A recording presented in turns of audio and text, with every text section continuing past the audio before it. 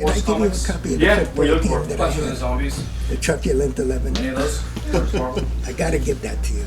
Wait, Oh, oh my God. Questions and zombies. Like, They were scabrous, they there's a were Dark Horse everything. spin-off series. Some of them are beaten up like you can't imagine. I called it the truculent 11 or something. Actually, I think you did that picture. Yes, you did. You I just did. gave me a photocopy. Oh, that's good. Okay, so, ladies and gentlemen, I just want to welcome Jack Katz. If you give a round of applause to start. Very happy, very honored that you're here. What we have in our midst is some living legend of comics. Someone who has seen everything in the comics field and has lived to tell about it. His first work appeared in 1943. Was that the Bullet Man? Something like that. Okay, but your career takes in doing backgrounds for Hal Foster on Prince Valiant, working with all Kirby and Eisner, and getting fired by Stan Lee a couple of times, and and all of the things that you've done, and then we talk about your work, your work with First Kingdom. Don't forget, I also did Popeye. What are you talking about? Well, I can't list them all. So, but what we want to do with this video is do two segments on it. And the first segment is going to be Jack and Liam Sharp is here too, and so we have titanic artistic talent here in the room today, and it is I'm the one who can only draw flies. So okay, I knew that wouldn't get a laugh. Okay. What's 3,000 pounds and flies? What's that? The garbage truck. Yeah. So here we are. Liam, you know his work from a Wonder Woman, from his work at Madefire with Brave and the Bold with Batman and Wonder Woman, and his current run on Green Lantern, which is setting the world on fire. It's a design masterpiece that everybody really needs to be reading and absorbing with each issue. It's a beautiful thing. So Liam and Jack have become fast friends over the last number of months, and I owe him a great deal of money. Go ahead. you owe him, yeah. So I owe my whole career. So, so the two segments that we want to do here is Jack talking a little bit about your personal philosophy, but the words of wisdom that you'd want to impart to cartoonists who are working today and hoping to be in this business.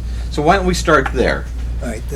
The first thing I want to talk about is the fact that we really don't know anything about our species, flora, fauna, you name it, and mosquitoes.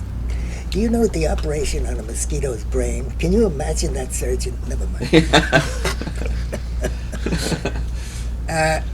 Everyone is born with a tide of creativity within them. Otherwise, they're taken by the tide from without. They don't have the strength, or if they're poisoned with our new frankenfoods that we feed the people, and they get lost. And they listen to everybody else, and they learn how to, for them to have an opinion, they have to have a consensus made. They also have to have, as eyewitnesses, somebody to explain an accident to them that they have witnessed. So we're dealing with we're at a critical crunch with our species. I'm going to bring it to clarify this. There was a movie made. It was the last movie that Serling, what was his name? Rod Serling? Rod, yes. Yeah. He was dying of cancer at the time, and he wrote this movie. And it was about a military takeover of the country. And so when they find out the evidence against this general, they were going to use it against him to have him, lose his power. But the president said no, that this military man is not he's not the enemy. He said the enemy is an age. He said, we would destroy each other. Once you could have, years ago when they made the crossbow, they said that was the end of war. But now, anybody can incinerate anybody else. And so he said this age has paralyzed us, and a sickness breaks out. And then we start to go into ourselves, begin to hate ourselves. We begin to find people within our own societies that we can point our finger at. And in the long run, what had happened was, again, they used Russia. You're always using Russia. I don't want to incinerate little Russian children. They're sweet. They're just, my heavens. I mean, they're like everybody else. You believe it or not, yeah. And so what happened is this. The president says to him, do you realize that if you take over, and you could easily take over, he said, how long do you think it would take for the Russians to freak out and start a nuclear exchange? And that's what does it. And then they find out that actually this admiral had he had told the truth about the fact that there was a coup going on. But the movie was called 7 Days in May. I would suggest anybody to see this. I'm sorry, it's black and white. Oh my God, what a sin. Okay. And there are a number of movies that are very telling during this period. One of them was called The Thing, the original Thing, not imitations or anything like that. Howard Hawks, to work his way up. He's an Englishman. What are you talking about? He did these shoot-em-ups constantly, But he was a very intelligent man. And he figured out if a thing from outer space could come here, and he talked about the different life forms that exist, and even vegetables could take over in another way. Don't laugh, because we are ambulatory vegetation. Everything we eat comes out of the ground. And if the carnivores eat a little mouse, they're eating, that little mouse is eating, but there's no way to get around this. In my travels in the libraries that I had during my lifetime, I found out that at one time they made core samples in the small hills before you went into the Himalayas. And they found twice our temperatures were 140 degrees. You think we could survive that now? How come the dinosaurs did? Well, I found out one thing. They all drove around in SUVs, and they used to have a lot of flatulence, and so they kept, no? No. It's, At least on the SUV part. yes. You were telling me you wanted to tell the kids to do their own stuff. I'm coming to that. Yeah. Boy, am I coming to that. Don't kid you. This is an impact report. The event. Listen to this guy, Mike. You're great. I'm going to pay you 25 cents for the next lecture. You just stay in the front row. Whip it up. And what about Schwarzenegger's lower chest? Never mind. All right. I'll finish. I interrupted myself. No. All right. Now here's the deal. But those of you who have this tremendous desire to either write or draw comics, don't be dissuaded away from that. It has nothing to do with courage. It has to do with honoring your own creative power that you are born with. It's a tide. It can't be destroyed. You'll only get more and more frustrated and angry about it. And then, of course, you can go to all the things that everybody does, since we're all involved in different kinds of drugs and escapist, diversionary addictions, which is wonderful. And misery loves company, so you'll find people doing the same thing. What I've learned, Jack, is that misery loves company but hates the cleanup afterwards. That's incredible. I hope you quote that. This goes immediately to the National Geographic. All right. So, you even got me laughing. I thought I would give the Hal Foster face, stone cold dead in the market. Okay. We do laugh all the time. Yeah, oh yeah. I know, well, every time I look in the mirror, you know, I cracked 3 mirrors already. Okay. That's 21 years. I know. I'm going to go for a 4th. No. Now, so far as the young minds are concerned, this is extremely important.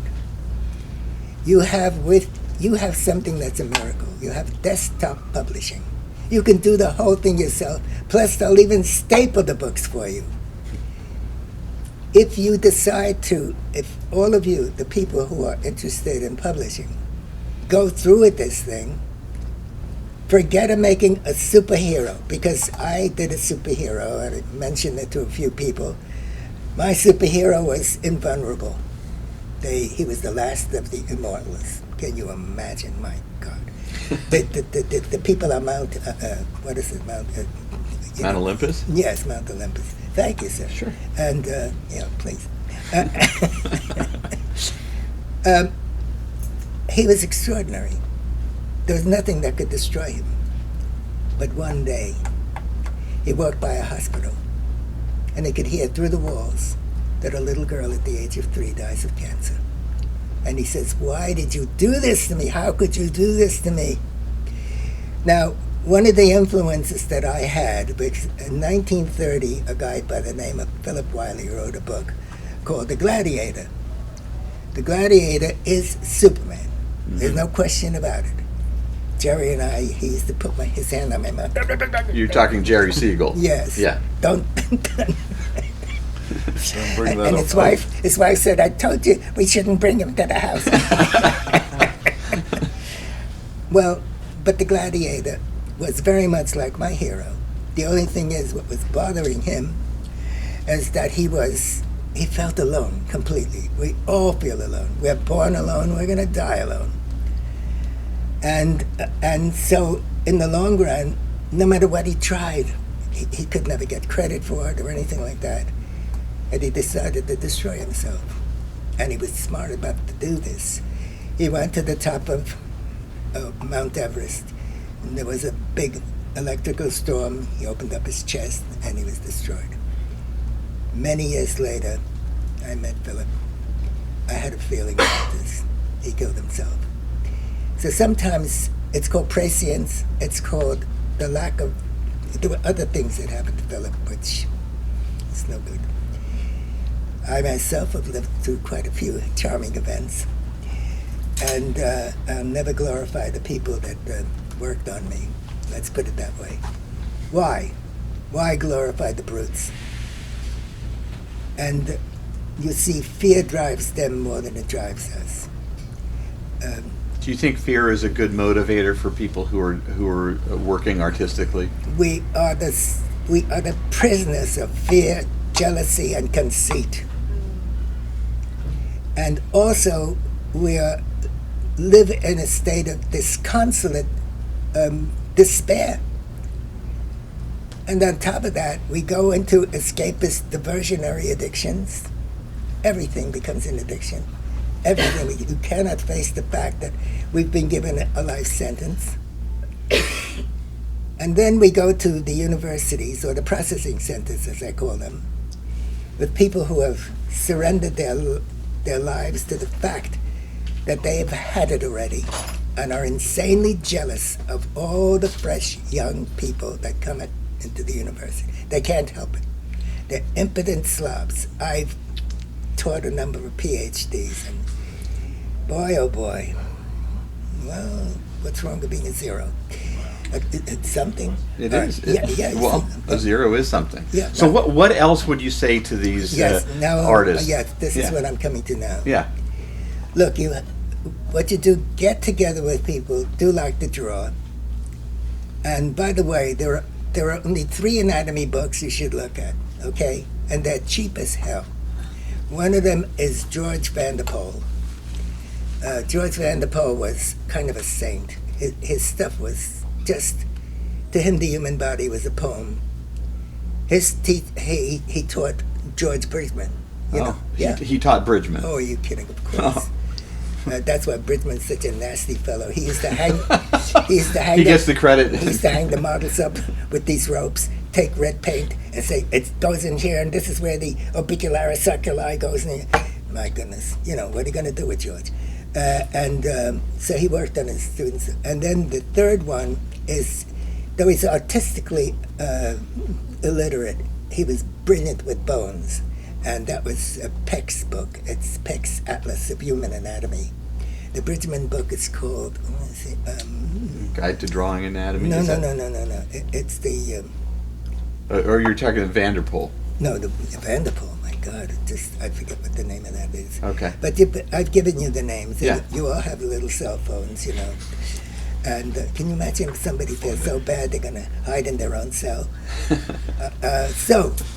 Let me finish with what the kids have to do. Yeah. You get together and you say, well, how can we distribute this stuff?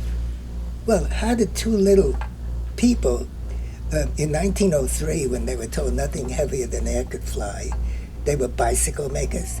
They built a damn plane, okay? Of course, they saw the birds. They were heavier than air, but we don't talk about them.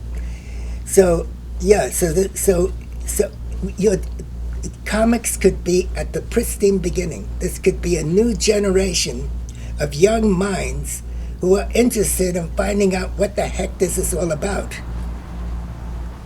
And I'll explain what I mean. A lot of my scientist friends depend on two suppositions. One of them is ontology, and the other one is epistemology, pardon the expression. But these are suppositions. They're not real. And this is how they made up this thing with the super strings, which is a hula hoop that moves around like this. Why does it do this? If you ask them, that's what they do. How do you know? You're talking, I get a degree in this, yes. 10 degrees, more degrees than 10 thermometers. So here's what's happening. Don't depend on anybody else. If you have this thing, I don't care if desktop publishing, my God, we never had anything like that. You can do anything. And then begin to search out the nature of what's going on. In this new book that I'm working on, has to do with the hologists. Who were they? The hologists lived on the Iberian Peninsula before there was Portugal. What is interesting is they knew that a great event took place which split the animate and the inanimate. Something happened. There was once a holistic situation.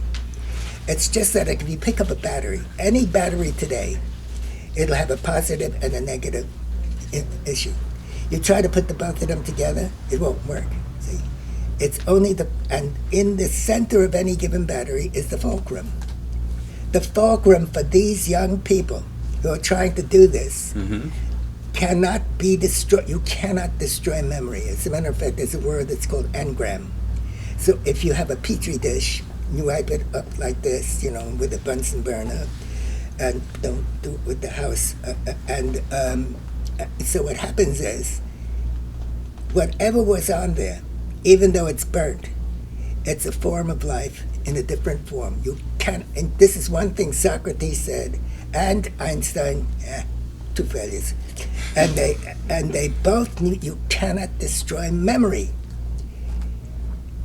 The thing, now, kiddies, think about this. If you're really interested in doing something and growing comics out of its arrested infancy, here's the deal. You ask yourself, what's it really all about? Why is that everything we can't see moves and shakes our infinite verse? You heard it, infinite verse.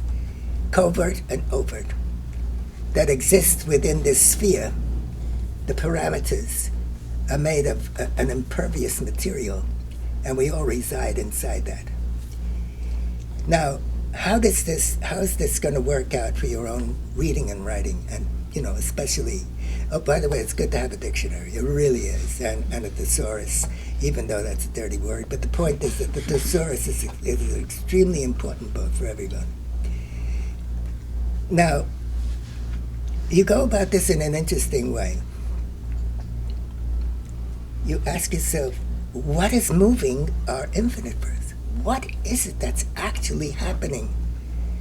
You can take a look at a hurricane and you'll see what it picks up, but you can't see wind. You can't feel you can feel temperature, but you can't see it. You can't see gravity. You can't see magnetism. You can't see space. You can't see anything. But these are the things that are moving our infinite verse, okay? Now, in my books, I go for many infinite verses, some of them overt and covert, that you could see or not. And the reason why is because my opinion, and I used to dream about these things. I knew he was a loser. So here's the deal. These infinite verses are vying for prominence at all times. The contiguity, contiguous. Yeah. Always rubbing on each other. My goodness. And they give birth to dust. They give birth to planets. They give birth to stars and everything like that. It's a constant thing. It's going on. Now, as I said, there was a great event a long time ago which separated the animate and the inanimate. I'm only giving an extreme examples of where you can go. If you want to do another diaper-clad hero, I don't mind. Just make believe it's not a diaper color, it's a different color. So let's put the bow on this one here. All right. And give us your best advice for these people. You're asking them to basically write and draw from their hearts, to put their whole selves into it. That there's more to what's going on in comics than superheroes, obviously, but they could have their own line of graphic novels. They don't have to depend on superheroes. Right. Which is And I'm not asking them to do this. I'm saying honor the power within. Honor that tide within you, that creative tide. Honor the power within. We're going to leave it there for the first segment here, okay? Thank you, Jack. Let's give Jack a round of applause for that.